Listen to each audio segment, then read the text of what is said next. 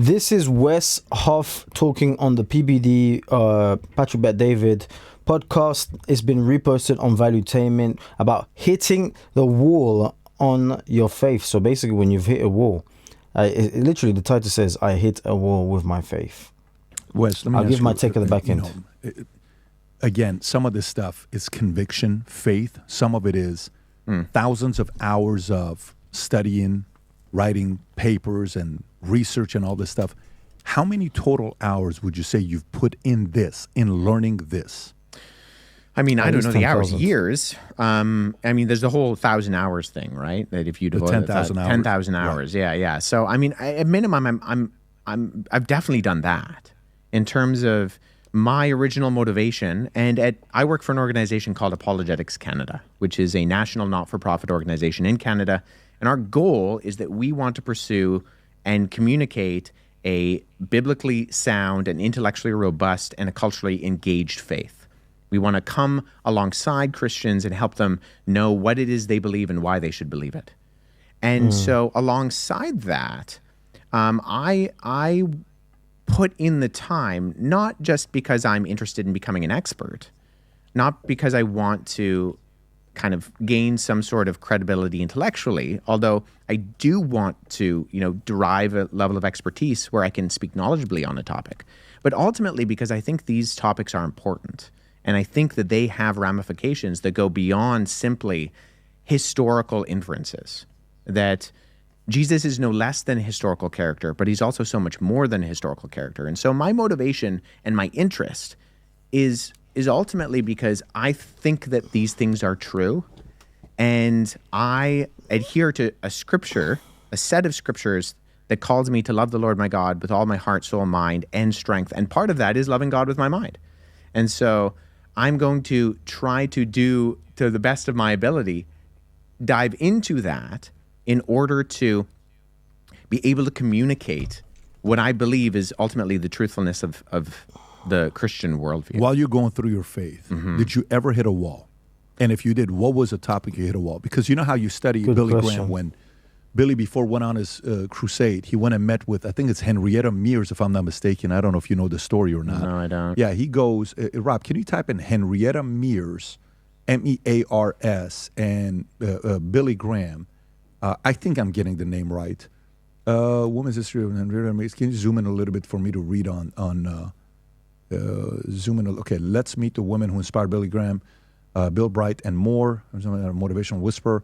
Allow me to introduce Henrietta Mears, who blessed countless people, young and old, who crossed her path, and she was the most intentional, spiritual, perpetual disciple that I've ever read about. She was also never met a stranger, never judged her students, even when they misbehaved. She loved on them, just as Jesus would do. I learned about her thanks to a friend. This is the book that was her story, Dream Big. What's the quote at the top, Rob? Top of the book. She is certainly one of the greatest Christians I have ever known, Billy Graham. Meet the woman who shaped the lives of some of the most influential Christians of our lifetime. Go a little lower, Rob. Henrietta was born in 1890 to 1963. You cannot fathom all she did in her lifetime. Upon she had last bread, you'll get a first-hand glimpse as you read this book. Go a little lower. First generation of the Christian. So there's a story about her. I mean, I read this 20 years ago, a while back, where he hit a wall. Where it's kind of like you're questioning certain things. What about this? I hit a wall with my faith at one point. And I was, going through it, and there was multiple people that played a very important role for me. Yeah. And there's different levels of wall. The first one was when I'm living in Iran. I'm getting kicked out of Bible study in this Assyrian church that my dad used to take me on Sundays. And I'm like, you want to tell me about there's a Jesus and a God? Look at all the bombs that we got from Iraq. You want me to believe this? No. And then the pastor eventually has a conversation with my parents, and they kick me out. And then later on, you're going through the next one and the next one. I'm like, the Bible, it's a lot of, this was written at a time that you had to find a way to control the populace. And people's level of naivete was they were so naive that it was easier to control people back then. Most people were not educated. Most people don't know how to read. So they wanted to kind of, believe in something that made their lives easier. Somebody else is doing the thinking for me. I'm going to be protected. But for you, did you ever have a moment where you hit a wall where you had to go to somebody to help you out with your faith? Oh, definitely. I mean, there have been lots of people who've been mentors in my life. Not necessarily mentors. What I'm looking at is like you a breaking point for you.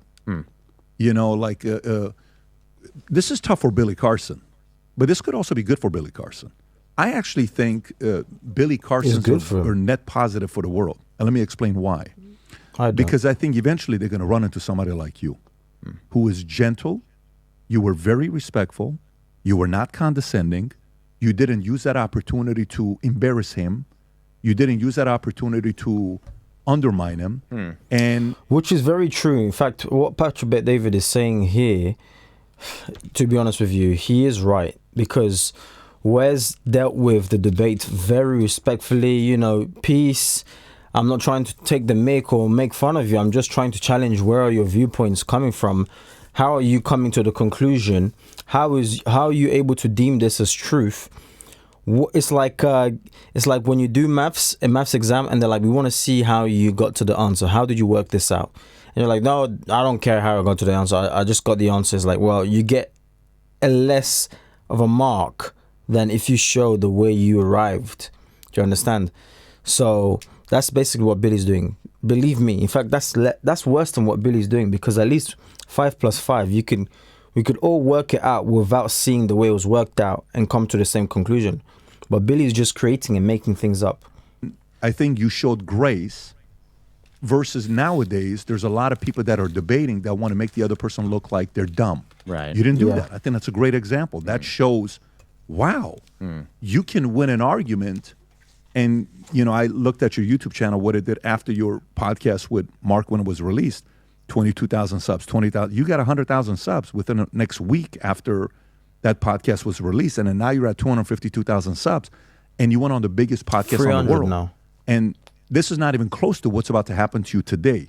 I mean, the #1 podcast that beat Joe Rogan's podcast became #1 because Joe Rogan told the world to go watch your podcast. So do you understand? Like, Joe beat himself. Right. Because Joe told everybody else to go. What was his podcast?